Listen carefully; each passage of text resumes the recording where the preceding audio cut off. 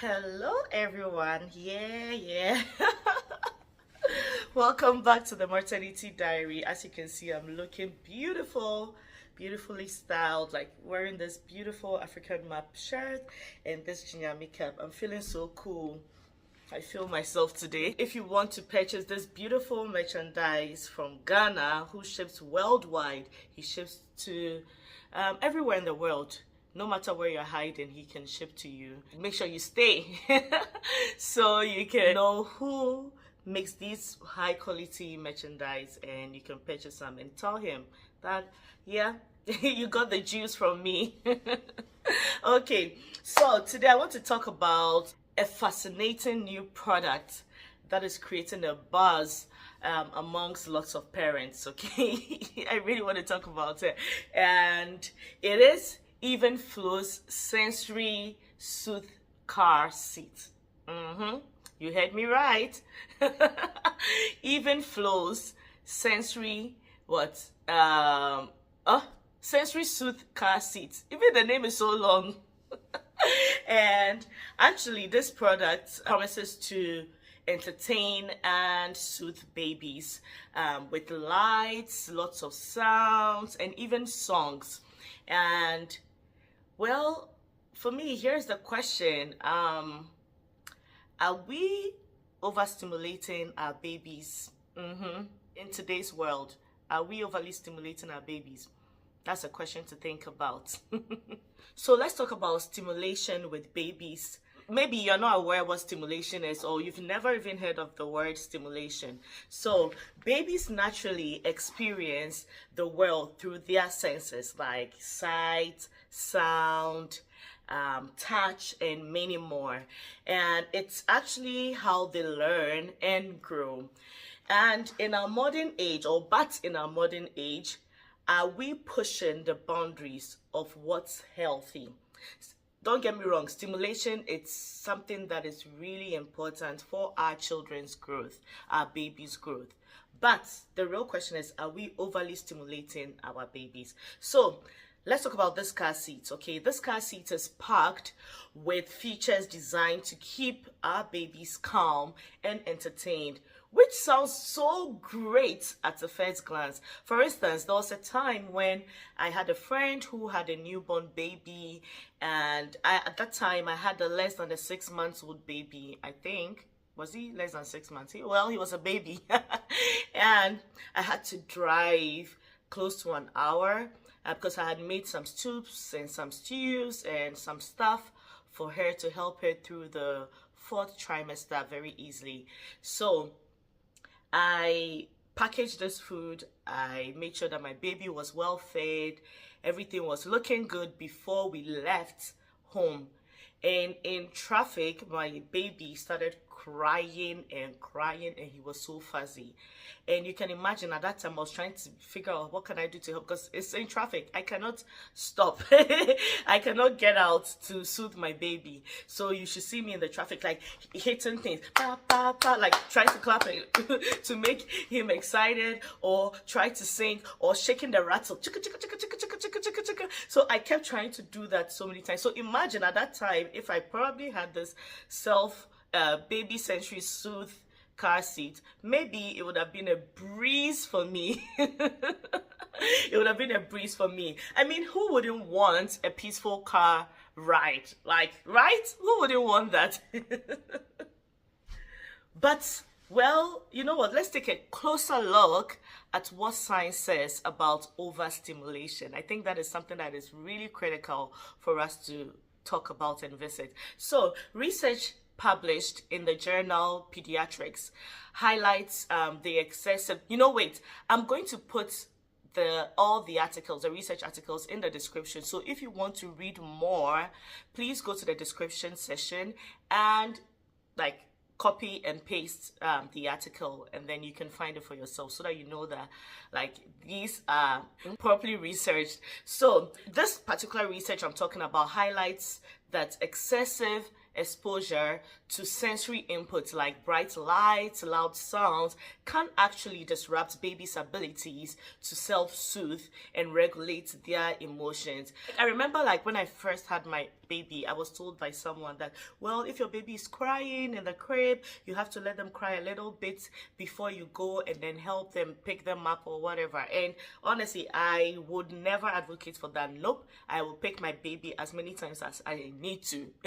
As long as they get the comfort that they need, I would do that. So the question is, am I against soothing through these technologies? No, I'm not. I'm not at all. However, overstimulation has been linked to increased fussiness. So imagine you're trying to reduce the fussiness of your baby and you end up rather increasing fussiness. Can you imagine that? And this is another thing that really worries me. It also has been linked to poor sleep in babies. And it scares me because one of the most important things is that your baby is having the most sleep, because that is how they grow. That is what helps them to develop their brains. You know, during the time they are sleeping, their brains are developing. So I wouldn't want to do anything that will disrupt their sleep or even lead to poorer sleep, because I'm looking for the quick and easy fix, forgetting that it's going to eventually affect my baby. So babies, especially those under 12 months, like I said, they thrive in environments where they have time to process the world, and this is very important, at their own pace. At their own pace, not at our pace, at their own pace. And you know, there's another study from the American Academy of Pediatrics that emphasizes on the importance of quiet time for infants, and this time actually allows their brains to process what they have experienced, and it helps to foster better cognitive and emotional development. So the app actually even advises against too much screen time, you know, and that is for another day. We'll talk about that another day. Too much screen time and sensory exposure for young kids. Because it might overwhelm even developing their nervous systems. And so quiet time is very important. Like, allow your kids like to be bored. Like, there are times when my son will come to me, mommy, I'm bored. I'm like, it's okay to be bored. It's okay. You don't always have to engage your babies. You don't always have to engage your kids. You need to give them some time, you know, some quiet time. Quiet time doesn't mean they should sit in a corner and then be quiet. Quiet time means that doing their own activities on their own. For instance, I have this dinosaur. My kids are big fans of dinosaurs. So I have this dinosaur eggs that from time to time, I will give them the opportunity to, like, it's like a scavenger hunt. So they break in and try to discover a dinosaur in it. That is quiet time because it gives them time, like, to do these things on their own, more hands-on, not always having to watch the screen. So now, don't get me wrong. Technology has been amazing. I can remember how things were in the early 90s compared to how things are these days. Like today, you would have a baby and the baby can actually even operate a phone. Can you imagine? When we didn't even have a smartphone by then, you know, those Nokia 3310 that you had to pull the antenna and all of that. Yeah. And honestly, products like these are designed with good intention. Yeah, I know they are designed with good intentions to make parenting easier, to keep our little ones happy, you know. But as a mom and as someone who actually, I did some studies in environment and human health, so how the environment affects human health, and that was what I did for my master's. And I mean, I feel it's really important to be able to strike a balance between technology, you know, and like natural growth, like amongst our kids. So yes, a few lights here and there, a few sounds can be helpful in a pinch, especially like maybe during a very long car ride at some point. Like when I did that trip with my kids, that long distance road trip with my family over 5 days, we made sure that screens, tablets were the last resort for like the kids. It was the very last resort.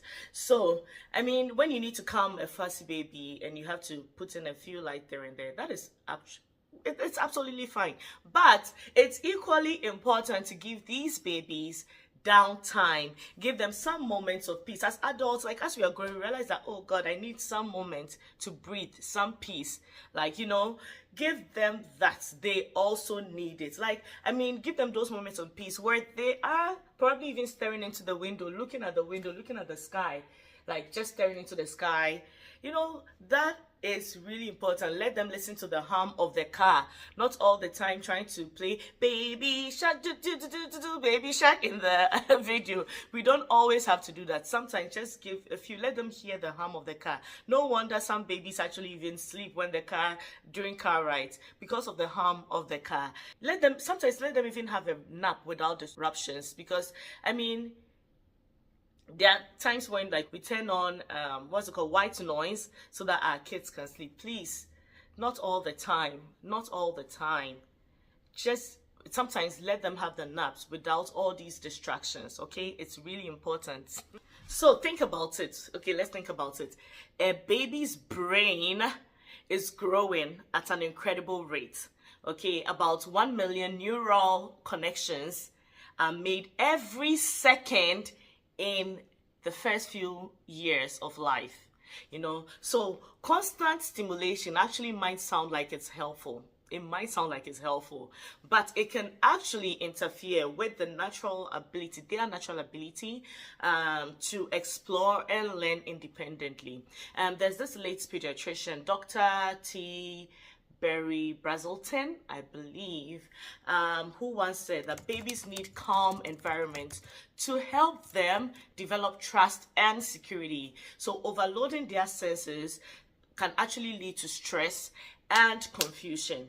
So what am I trying to say? Let's try to reduce overstimulation. So what are your thoughts? Do you feel like these products are a blessing for busy parents, or do you think they might cause overstimulation? Let me know your thoughts in the comment section. I would love to hear your take on this, and no answer is wrong. So if you enjoyed this video, or you found it thought-provoking, please give it a thumbs up and share with as many people as you know.